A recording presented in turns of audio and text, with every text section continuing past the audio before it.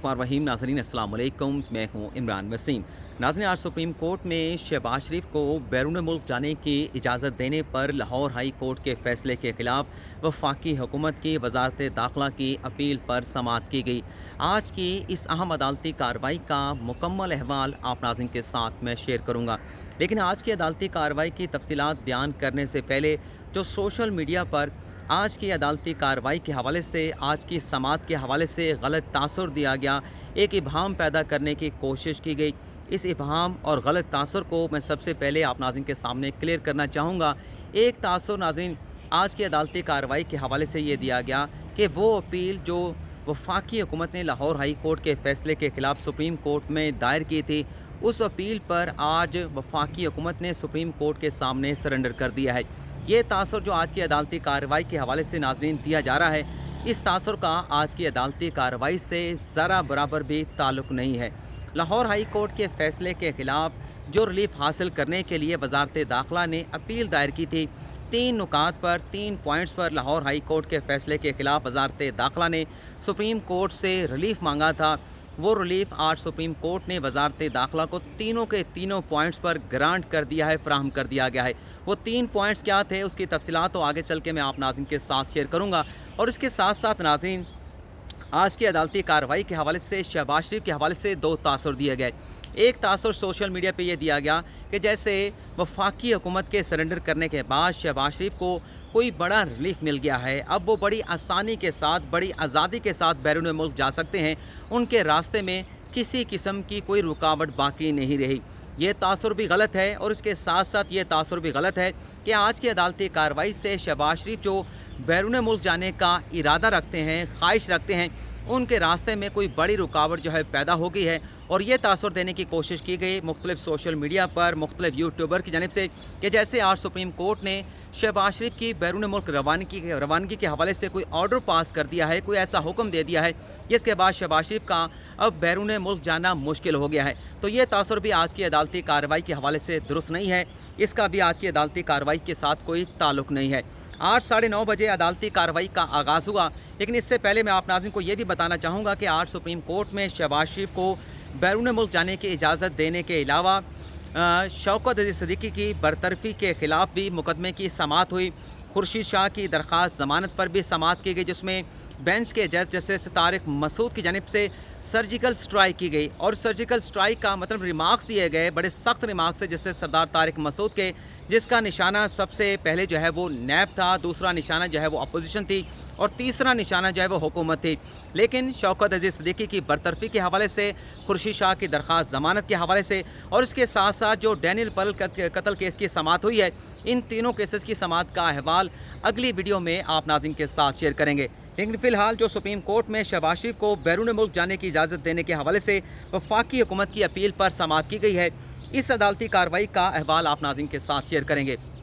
9:30 बजे जब अदालती कार्रवाई का आगाज़ हुआ तो जस्टिस इजाज़ुल एहसन ने सबसे पहले इस्तफ़सार किया, क्या लाहौर हाई कोर्ट के रजिस्ट्रार जो है वो आज अदालत में मौजूद हैं। जज साहब की जानिब से इस्तफ़सार करने के बाद लाहौर हाई कोर्ट के रजिस्ट्रार जो हैं वो रोस्टम पर आ गए, और उनकी जानिब से बताया गया कि वो ना सिर्फ अदालत में मौजूद हैं, बल्कि जो रिकॉर्ड जो है इस मुकदमे के हवाले से अदालत ने समन किया था, वो तमाम रिकॉर्ड जो है वो आज अदालत में लेकर आए हैं। इसके बाद जस्टिस इजाज़ुल एहसन ने उनसे ये इस्तफ़सार पूछा कि बैरून मुल्क जाने की इजाज़त लेने के हवाले से या ब्लैक लिस्ट से नाम निकालने के हवाले से जो दरख्वास्त शहबाज शरीफ ने अपन लाहौर हाई कोर्ट में दायर की थी, इस दरख्वास्त को क्या ऑटो सिस्टम के तहत मार्क किया गया था या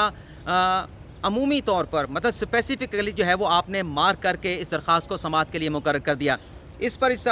लाहौर हाई कोर्ट ने अदालत को ये बताया कि ये दरख्वास्त जब दायर की गई, इस दरख्वास्त के ऊपर एतराज़ात लगाए गए, और एतराज़ात के बाद इस दरख्वास्त को नोट के साथ चीफ जस्टिस के सामने पुट किया गया, और फिर चीफ जस्टिस की कंसेंट के साथ, उनके दस्तखत के बाद इस दरख्वास्त को जो है वो जुमे के रोज़ यानी 7 मई को समाअत के लिए मुकर्रर कर दिया गया। लेकिन यहाँ पर आज़म नज़ीर तारड़ जो कि शहबाज शरीफ की तरफ से आज अदालत में पेश हुए थे, उनकी जानिब से अदालत को बताया गया कि ये दरख्वास्त जिस पर 7 मई को लाहौर हाई कोर्ट ने फैसला तो सुनाया था, शहबाज शरीफ को बैरून मुल्क जाने की इजाज़त दे दी थी, ये दरख्वास्त 1 रोज़ कबल दायर की गई थी, इस पर एतराज़ात लगाए गए थे, और अगली सुबह 7 मई को एतराज़ात के साथ 9:30 बजे दरख्वास्त पर समाअत की गई। और इब्तदाई समाअत में जो बेंच के सरबराह थे जस्टिस बाकर नजफ़ी, शायद अगर नाम मेरा दुरुस्त है, मैं दुरुस्त बता रहा हूँ, तो आज़म नज़ीर तारड़ का कहना था कि दरख्वास्त पर लगे एतराज़ात को रिमूव कर दिया गया और 11:30 बजे इस दरख्वास्त को दोबारा टेकअप कर लिया गया और 11:30 बजे है वफाक को मौक़ा पेश करने का मुनासिब वक्त फराहम किया गया,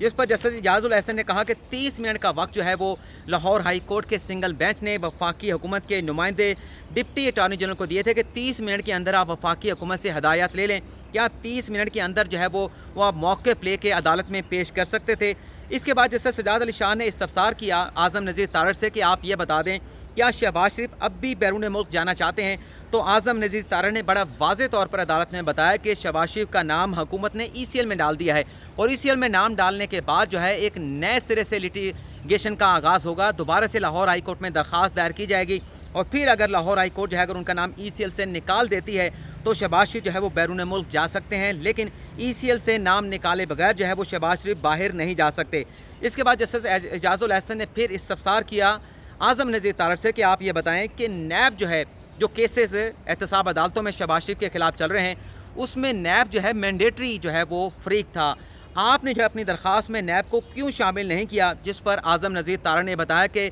शहबाज शरीफ का नाम ECL पे नहीं था, शहबाज शरीफ का नाम ब्लैक लिस्ट में शामिल किया गया था और ये मामला वजारत दाखिला का बनता था, इसलिए वजारत दाखिला और FIA को उस दरख्वास्त में फ़रीक बनाया गया था। लेकिन जस्टिस इजाज़ुल एहसन ने कहा कि लाहौर हाई कोर्ट ने इंटरम रिलीफ के ज़रिए आपको हतमी रिलीफ फराहम कर दिया और हतमी रिलीफ देते हुए शहबाज शरीफ को बाहर जाने की इजाज़त देते हुए नोटिस जो है वो FIA को वफाकी हुकूमत को वजारत दाखिला को जारी कर दिए। आज़म नज़ीर तारड़ ने इस पर यह जवाब दिया कि पूरे पाकिस्तान को इल्म है कि अपोजिशन लीडर शहबाज शरीफ के साथ क्या किया जा रहा है। अपोजिशन लीडर शहबाज शरीफ जो है वो लाहौर हाई कोर्ट का ऑर्डर लेके एयरपोर्ट पे गए लेकिन उन्हें बाहर जाने नहीं दिया गया, जिस पर जस्टिस इजाज़ुल एहसन ने कहा कि आपने दरख्वास्तें तो वहाँ पे वापस ले ली हैं लेकिन तौहीन अदालत की दरख्वास्त जो है वो आपकी वहाँ पर ज़ेर समात है। आज़म नज़ीर तारड़ ने इस पर यह जवाब दिया कि लाहौर हाई कोर्ट का जो हुक्म था 7 मई का उसकी वायलेशन हुई है, तो वायलेशन के ख़िलाफ़ तौहीन अदालत तो बनती है। इसके बाद अटॉर्नी जनरल रोस्टम पर आए, उनकी जानिब से बताया गया कि यह दरख्वास्त 3 ग्राउंड के ऊपर रिलीफ हासिल करने के लिए सुप्रीम कोर्ट में दायर की गई थी। एक हमारा नुक्ता यह है कि ये फ़ैसला जिसमें बड़ी तेज़ी के साथ बड़ी स्पीड के साथ शहबाज शरीफ को रिलीफ फराहम किया गया है, ये फ़ैसला आइंदा आने वाले दिनों में मिसाल बनेगा। दूसरे लोग भी कहेंगे अदालतों को कि जिस तरह से शहबाज शरीफ के मुकदमे में रिलीफ दिया गया उसी तरह का रिलीफ हमें भी फराहम किया जाए। आगे चल के दूसरा नुक्ता ये था कि तौहीन अदालत की दरख्वास्त भी जो है वो दायर की गई है। बेशक दरख्वास्तें लाहौर हाई कोर्ट से वापस ले ली गई हैं लेकिन तौहीन अदालत की दरख्वास्त के ऊपर किसी वक्त भी कार्रवाई हो सकती है। तीसरा ये बताया गया कि लाहौर हाई कोर्ट ने जिस तेज़ी के साथ रिलीफ फराहम किया है इसका भी जायज़ा लेने की ज़रूरत है। इसके बाद जैसे सजाद अली शाह ने कहा कि फ़ौजदारी मुकदमा अगर ज़ेरे इल्तवा है तो जो मुल्ज़म है उसकी नकलो हरकत को महदूद नहीं किया जा सकता। ता वक्त यह है कि ज़मानत देते हुए अदालत जो है उस शख्स का नाम उस मुल्ज़म का नाम ECL पे डाल दे या उसका पासपोर्ट अपने पास रख ले, इसके अलावा मुल्ज़म की नकल हरकत को महदूद नहीं किया जा सकता। लेकिन इसके साथ साथ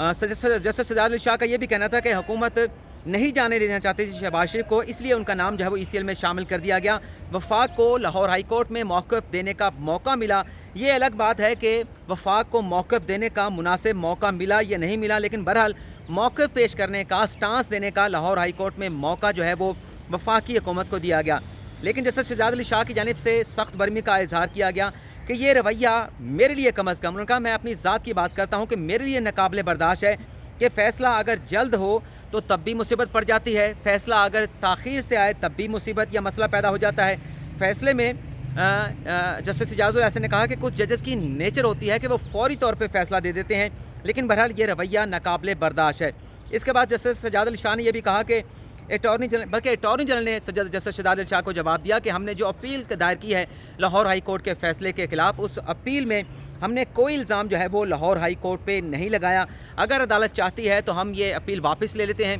3 टर्म्स के ऊपर आप हमारी अपील को डिस्पोज ऑफ कर दें या वापस कर दें। हमारी जो तशवीश है वो यही है कि तौहीन अदालत की कार्रवाई का आगाज़ ना हो, दरख्वास्तें वापस ले ली गई हैं। और दूसरा उनका कहना था कि ये जो फ़ैसला जिसमें हाई कोर्ट ने शहबाज शरीफ को रिलीफ फराहम किया था ये आइंदा आने वाले दिनों में मिसाल ना बने। और तरीक़ाकार, तीसरा उन्होंने कहा था कि तरीक़ाकार को फॉलो किया जाए कि रिलीफ